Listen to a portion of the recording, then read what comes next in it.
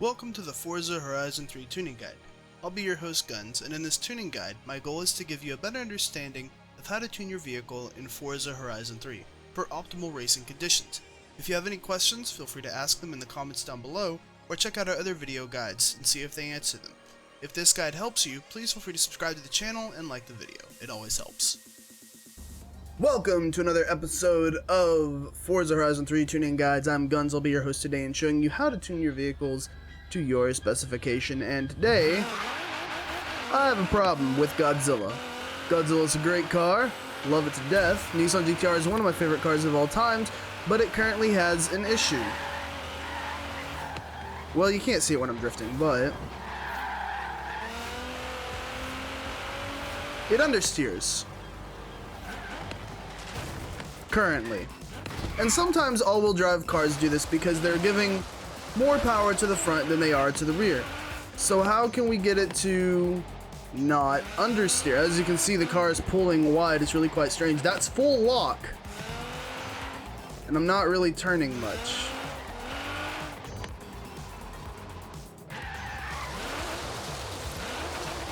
So how do we get it to not do that? Anti-roll bars are kind of like tire pressure. Tire pressure can affect a lot in your car. It can affect grip, understeer, oversteer, traction. There's a number of things tire pressure can affect in your car. Anti-roll bars are kind of the same.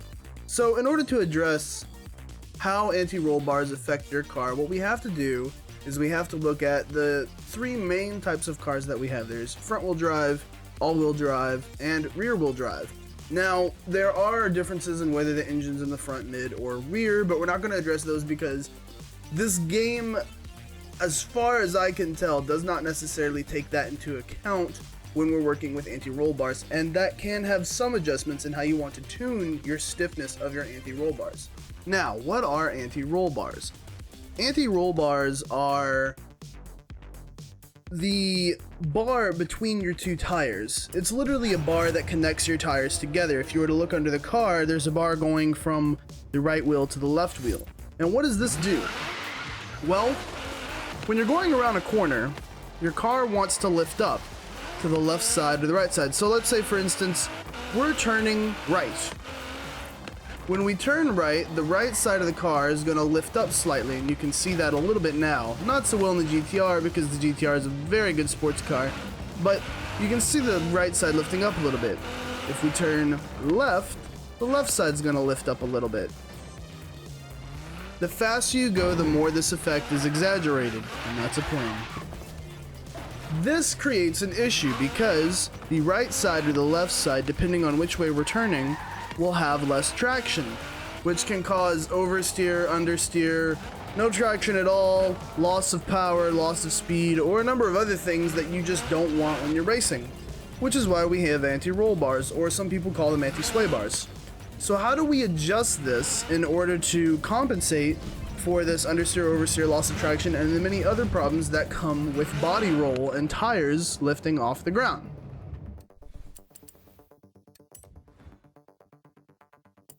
Anti-roll bars are like tires. There's either stiff or less stiff. As opposed to tires, there's more PSI or less PSI. There's not really kind of like a multiple option thing here.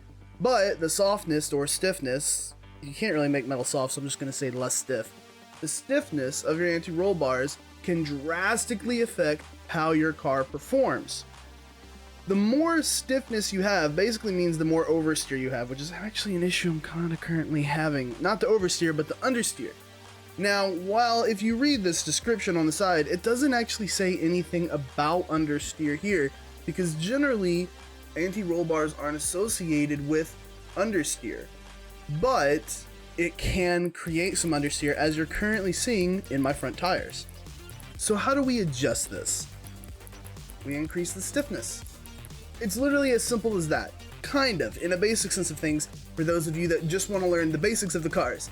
If you want more oversteer, increase your stiffness. But it does get much more complicated.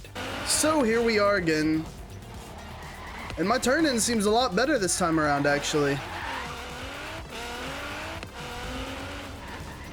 I have unstiffened the anti-roll bars Rather, no, that's wrong. I've stiffened the anti-roll bars, and I am getting more of a turn in. I'm not using a handbrake there. They are just naturally turning in more. And this creates a bit more oversteer. Now, if it was me personally, I'd adjust this column rack, or the steering rack rather, to be a bit faster. But that's part of knowing your car, is whether your steering rack's fast or slow. So as you can see, we're getting less understeer now, which is a good thing. You do want less understeer. In an all-wheel drive car anyway. It's better to have oversteer, especially for racing and if it's controllable. Now, back to the complexities that anti-roll bars can bring. What they basically do is they increase the oversteer that a part can have. So, if you're having a lot of understeer, bump that up. And let's bump it up a little bit more. As a matter of fact, let's increase that a little bit more because I was having a lot of understeer. In fact, let's push that farther. Yeah, let's just fucking... What are we doing, you know? Let's see, let's test the extremes. Let's see what happens. And we're taking this one this way. Why? There's some examples of some things you need to see.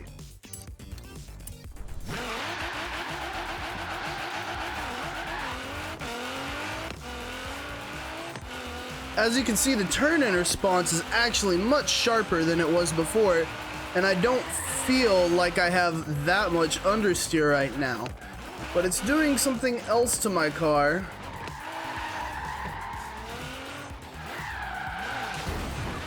That would affect it in catastrophic ways.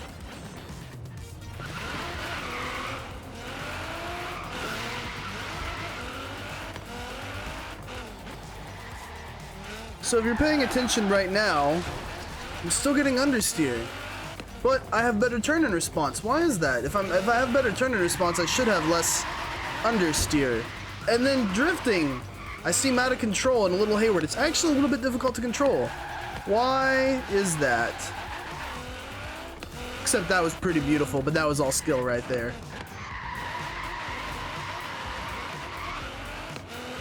There's a reason for this. We're still getting oversteer on the back end, if that makes any sense. Let me explain it to you like this. This is an all-wheel drive car, meaning both tires are putting pressure on the ground, trying to move forward. They're putting power against the pavement as we push forward. So, if I'm going around a fast bend like this, the front's gripping properly, and I'm not giving as much understeer with the front as I normally was. But now the problem is that the back is not gripping properly, which means the back's understeering. So, if I take a left-hand turn,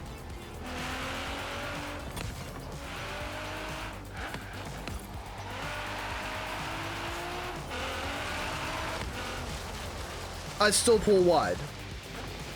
And there's a reason for that. The front is gripping the car properly, and it's causing the correct amount of turn-in. However, the back is still pulling the whole car wide because the left tire, if I'm turning right, now has more grip than the right tire, which means that the left end is moving slower. It's pulling the car wider out, and the right tire just can't keep up. So in a weird sense, it's still actually generating understeer from the back of the car, which is why you want to avoid extremes in this case. Now, if you want a safe option for circuit racing, put everything on soft. Soft as it can be, because you're going to generate a lot of understeer. And this basically just means in order to go around corners, you're going to have to take them slower. That's all it means. To not generate as much understeer, but good God, is that a lot of understeer. Almost to the point of tire screeching understeer. In an all-wheel drive car, that's 60% power to the rear. That's difficult to achieve.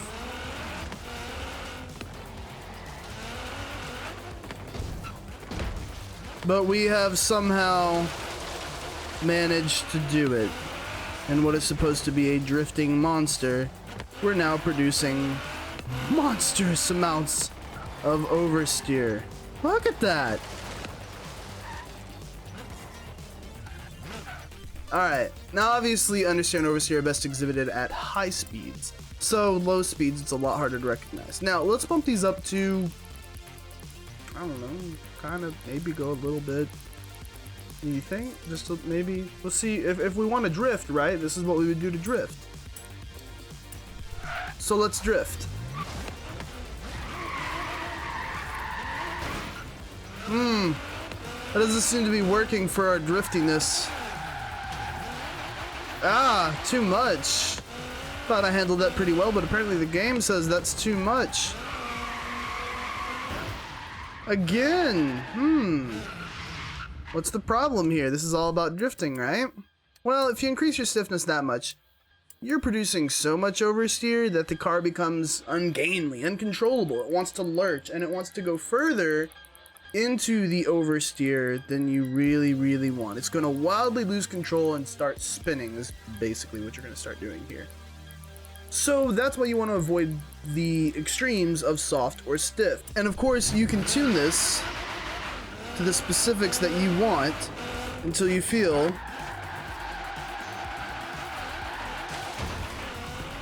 like your car is perfect.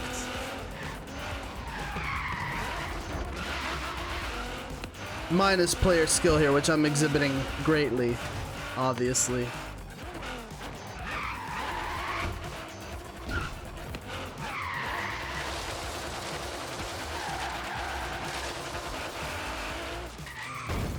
Forgot that that was there, but otherwise it would have gone through and it would have looked beautiful and completely in control, right?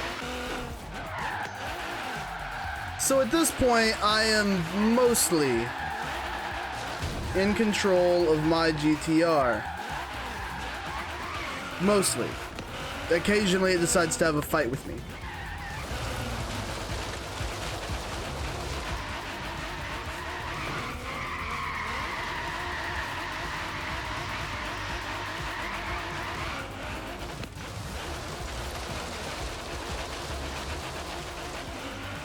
And I'm not done tuning that stiffness. Honestly, the back end still likes to lurch just a little bit too much for me here, but it's certainly manageable enough with the dialed up stiffness that I've given it that I am able to control that oversteer in the drift. Now, as I said before, it's going to differ from car to car. So the best thing that I can tell you with all-wheel drive, front-wheel drive, and rear-wheel drive cars is to test it. But remember, even if it's not applying power, you're still determining the grip. So in front-wheel drive cars, I'll tell you this right now, you won't produce any oversteer by making it stiffer. You'll just end up losing a little bit of traction here or there, or increasing your understeer in front-wheel drive cars. So the softer it is, the more oversteer you're going to have in a front-wheel drive car. Generally, you want to try to eliminate that, so you want to push more towards the stiff side with front-wheel drive cars on your anti-roll bars. In rear-wheel drive cars, sometimes they get a little bit ungainly and a little bit tail-happy on you, depending on what it is, and you want to reduce the amount of oversteer, which means you want to push it to the softer end to create more understeer for your front-wheel drive cars. You have to think of it like this. Generally, the front end of a car is always creating understeer. Generally, the back end of a car is always creating oversteer. What you're trying to do is balance the amount of oversteer and understeer that the car is creating so that you can control both of them, so that you can have understeer when you want understeer to be safe in a corner, and so that you can have oversteer when you want oversteer to create it in a corner and control it. Now, in terms of physics, that's not necessarily true in terms of how it actually works, but in a simplified version, that's a lot easier for you guys to understand and is kind of true. I am stretching the truth there, but it's kind of true, and again, easier for you to understand. Guys, that is it for this episode of Forza Horizon 3 Tuning Guides. I am Guns. Hope you enjoyed it. This was your anti-roll bar special. And I hope this helps you get better control of your car. Remember, drifters, if you want it to sway out more, play a little bit with those increments of your stiffness. And remember, guys, no massive jumps, tiny jumps here and there. One little dot at a time. And eventually, you will find the sweet spot where you feel your car performs perfectly, which this one is not currently. So I'm gonna go tune it. Guys, I'm Guns. I'll see you on the next episode of Forza Horizon 3 Tuning Guides. If you want to support the channel, please feel free to check out our Patreon. Whatever you give to us monthly over there directly supports the channel and lets me make these videos for you guys more often. You can check us out on Twitch streaming. Follow me on Twitter and Facebook. I'm Guns. I'll see you later. Have a good day, guys.